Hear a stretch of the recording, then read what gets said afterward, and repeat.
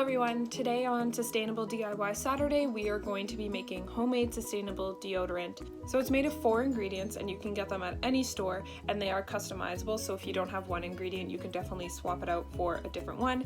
It's great for sensitive skin. I would know because I have the most sensitive skin that there is, so if it works for me it will probably work for you.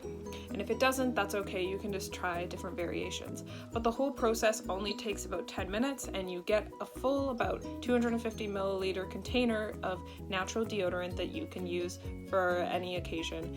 And I wanted to make this because as someone who is used to using all the conventional deodorants, I realized how many chemicals and weird things there were that I was putting on my body, which then goes into your body through your bloodstream by absorbing through your skin, and I didn't want to do that. But also natural deodorants can be really expensive, so I wanted to create my own natural variant that I don't have to spend a lot of money on, that I can make super easily, and that I actually like using. So today we are going to be making the deodorant that I like to make, quick and easy, like I said, 4 ingredients, 10 minutes, and you have enough to last you for up to 6 months.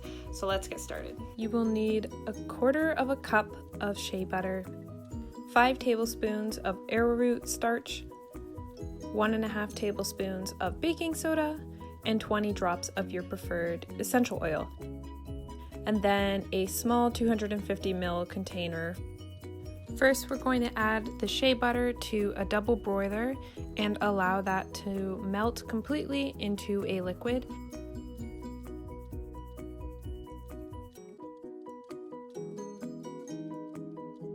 When that's fully melted, remove it from heat quickly and then start adding in all the other ingredients.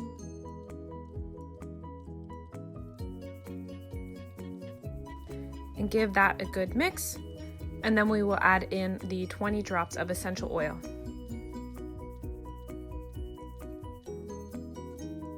Mix that all together, and then we're going to start pouring it into our container.